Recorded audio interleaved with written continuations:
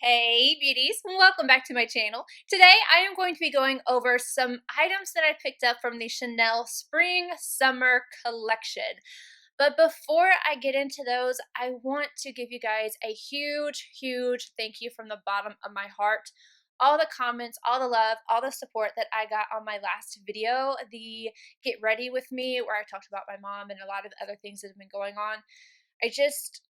Your comments really helped me, and I think just speaking about everything that was going on really lifted a weight off my shoulders, and I just want to thank you again. I couldn't get back to every single comment, so I want to make sure that I am telling you guys I see you and I appreciate you. I love you guys. I love you guys so much, and I hope all of you guys are having a very Merry Christmas. All right, let's go ahead and get into the makeup. I picked up two eyeshadow palettes, and surprisingly, I can pronounce both of them. The first one is the one that I am wearing right now. This is number 354, Warm Memories. 352 Elemental. I was wearing this, I believe, in my purchase or past video, and I had a lot of comments saying, I know this is a really natural look, but please tell me you filmed it. This is where you're going to find that look. I also grabbed two of the liquid shadows. I have Rising Sun, and then I have that on my inner corner right now, as well as Quartz Rose. I do use these in both of the eye looks where I use the quads. However, I also use Rising Sun all by itself with just like a transition shade, so I could see how it wore on the lid by itself and longevity wise, all that, so I can report back to you guys. And then the last thing I grabbed, I had to get the highlighter. I had to get the highlighter, and this yeah, I can't pronounce but this is what it looks like. It did have kind of like this mountain type of thing, but it's kind of powdery, which we will get into later. I'm gonna try to pronounce this. The éclat du désert. I'm not sure. I tried though. I tried. I'm gonna give you guys swatches of everything, and then we're gonna get into two full looks, one small look, and then also me applying the highlight to my face. First, getting into the two quads. Both of these retail for $62 a piece, and I'm gonna go ahead and show you guys swatches. First, of the one that I am wearing right now, which is Warm Memories. You can see the nice combination of the purple, plum, and then that coral shade. Next, we have Elemental. This palette is quite light, and I'm swatching it on my daughter's arm, which is much lighter than mine. I would say that my daughter is about, right now, probably like an NC10. So these are showing up pretty well on her arm, but I just want to make sure you guys know that she is very fair right now. The two Ombre Premiere liquid eyeshadows, I just have these swatched side by side, and they have a doe foot applicator, as you can see here. These both retail for $36 each, and the description reads, it's a long-wearing liquid eyeshadow that leaves a metallic veil on the lids for a mesmerizing look. One swipe delivers lustrous, buildable color that can be smudged out easily with fingertips for a soft focus effect. It also says that you can use the lighter shades on the cheek for a highlight effect. I wouldn't use either one of the shades that I have personally, but there are other shades. I haven't swatched them, so I don't know. I'm sure that there's one, I think it's Rayon or something like that, that's a more of a gold tone. I would probably use that because these are a really nice texture, but neither one of these would I put on my complexion or my face. Possibly the Rising Sun on a deeper complexion, possibly. And then lastly, we have the highlight. It retails for $70, and yeah, I can't pronounce this. I'm gonna try, but yeah, I don't think it's gonna go over well. Éclat du désert. Yeah, I don't know, but let me read the description. Created by Lucia Pica for the Spring Summer 2020 collection, this limited edition highlighting powder imparts a subtle golden glow for radiant complexion, an exclusive creation embossed with a sand dune motif. I showed you guys a video of this on my daughter's arm. Again, she is very fair, and when I tried to take a picture of it, it just was not showing up at all. It's very subtle, but I wouldn't call it golden at all. It's definitely more of a pink radiance than a golden radiance. Now I'm going to go ahead and get into the several different eye looks, and then I'll show you me applying this to my face. as well as my thoughts at the end. I'm going to start off doing the look using the Elemental palette.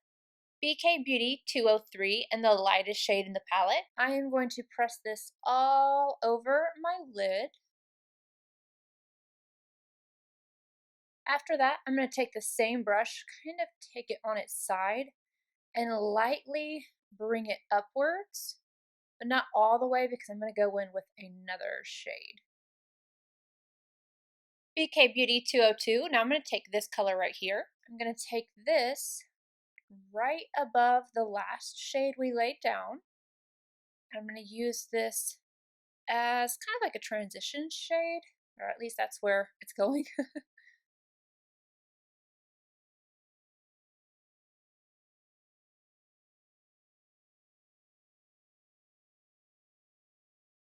Wayne Goss number 17. Now I'm going to grab this shade right here, which has a little bit of a sheen to it. I'm going to start on the outer corner, work it into the crease, just about halfway, and lightly bringing it upward.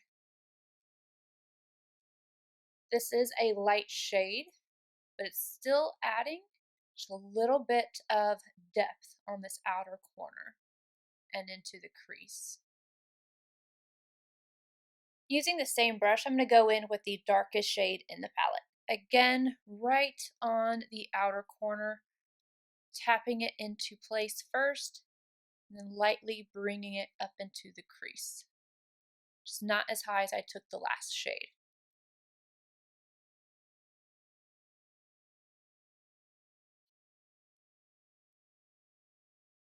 Wayne Goss number 5 in the Quartz Rose Liquid Shadow. I am just going to take this right along the lower lash line. This will complete the look, and I'm going to go add on inner rim liner and mascara. Going in with the Warm Memories palette, I'm going to start off with this shade right here on a Wayne Goss number 18. I am going to start off by applying this right into the crease, back and forth windshield wiper motions, making sure to get all the way to the inner and outer corner.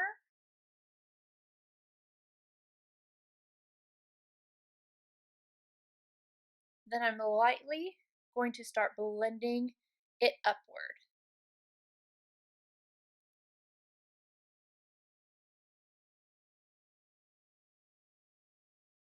Sonia G Classic Crease and the color right beside the last one we used. I'm going to use this to deepen up the crease area, add a little bit of depth. Again, starting off in back and forth windshield wiper motions and circular motions to blend upward. I'm not going to take this color as high as I took the last one because it is darker. So I want to keep it just a little bit further down. But because of my eye shape, I do like to smoke out this outer portion of my eye right here just a little bit more.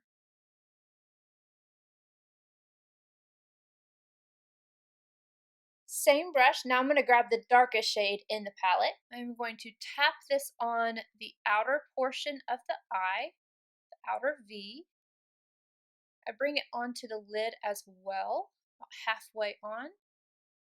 Into the crease a little bit, again halfway, and lightly smoking this upward, just on the outer portion of the eye. Going back in with that Wayne Goss number 18. I'm going to go right around the edges. Refer P21, I'm going to go in with the highlight. I'm just going to take this right at my brow arch, then blend out the edges. Same P21 and the Peachy Metallic. I'm going to apply this to the front portion of the lid.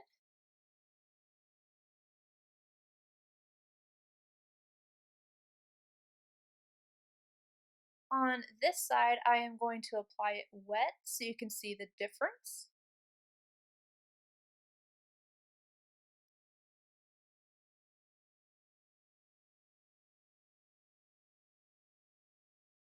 So you can see this eye is much more vibrant than this one, but now I'm going to go in and add it wet on this side so that I'm evened out.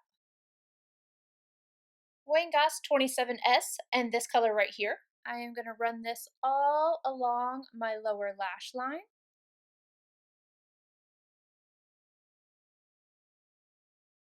Rising Sun Liquid Shadow, Sonia G Flat Definer, and I'm just going to pop a little bit of this on my inner corner, drag it down just a little bit, and then this will finish off the eye look. This next look is super, super quick. I wanted to do this just to test out to see how this wore on the lids, if it wore well all day, how intense it was, if it was going to be something that I could build up, if it was going to be something that was going to be sheer, yada, yada. So in my crease, before I ever even start this look, I have this shade right here from the Elemental palette. And then I went in with a Wangas number 18 and I took this, put a little bit of it on the brush, and then I got it into the crease first before applying it to the lid. After I got it blended out into the crease, I took my Sonia G soft shader and then I applied it to the lid. I like to use tapping and swiping motions, but I feel like the tapping motions give you a little bit more opacity than what these swiping motions do. For the highlight, I took my Anastasia A23 and I just dusted this on my cheekbones, a little bit on my forehead, and called it a day. I have to tell you guys, hopefully I catch this on camera, but this is one of the most powdery formulas I've ever tried. I don't know if you guys can see this right now. You do, like, you just touch it and it's a ton of kick up in this pan. So if that bothers you, I would just keep that in mind. Honestly, I think it's really pretty. It's not going to add a lot of texture to your skin. I feel like it's very natural. It blends in very well. I like the effect that it gives on my skin, but it's not something I expect from Chanel. This formula, I'm not a huge fan of. It really is one of the most powdery formulas I've ever tried. So at the same time that it looks good, I feel like for $70, it's not really worth it, but it's pretty, very natural though. I think $70 is far too much for that particular formula. I expect something a little bit more luxurious feeling. Even if it's not really impactful, I still expect just a better type of formula. All right, moving on to the quads. I love both of these. I love the look that I got today. I think it is beautiful. I like this lid color both wet or dry, and that's one thing that I really enjoy about Chanel is that their metallics are not, they don't have like a grittiness to them. They're not going to emphasize any fine lines, wrinkles, crepiness, or anything like that. But this color is really beautiful whenever you're applying it wet as well. A lot of the times when I use a shadow that is metallic and I go in with it wet, it can make my eyes just look kind of crepey and funky, and this one does not do that. I really like the shades in here. Upon first inspection, when I was looking, I was like, they kind of all look the same, but then when I get them on the eyes, that variant, that, you know, lighter to darker, and then the pop of this shade, I think is gorgeous. But I have to tell you that my absolute favorite is the Elemental Quad. The reason being is because it is hard to find something that is this light. This is a palette that is going to work so well on fair, light skin tones, and even light medium, which is what I consider myself. So it doesn't show up on me as much as it will once I fully lose my tan, but I just think that this is so pretty. It's so effortless, and I'm in love. I am absolutely in love with this. I wore the same exact look the next day because that's how much I liked it. This is not going to show up if you're in, I pretty much anything above me, and I consider myself to be an NC 27, 25, 27 right now. If you're darker than that, it's going to be pretty iffy. The other palette I think is going to work for just about anybody. Deeper complexions, these are still darker shades, but I think you're going to have to grab from other palettes to use this one.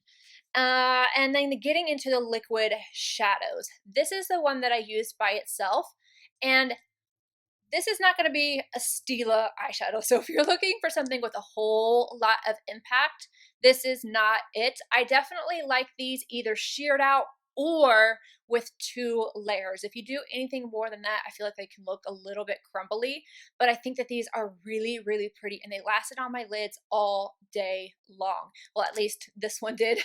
This one lasted on my lower lash line with no issues at all. So I'm really happy with these, especially when I want something a little bit more subtle, not so glittery. It's metallic, it's pretty, it's thin, so it's not going to be, again, it's not going to be crepey or anything like that. It's very sophisticated, so I really enjoy these. I just think that the miss is the highlight. I just don't think it's worth the $70. I just can't. I like it. I'm going to keep it. I'm sure I'm going to use it, but if I could go back and I knew ahead of time, would I purchase this for $70? No. Everything else I'm really happy with, though. Those are just my opinions. Take it with a grain of salt. I hope you guys enjoyed this video. If you did, please give it a thumbs up, subscribe if you're not already, and I'll see you in my next video. Bye, guys.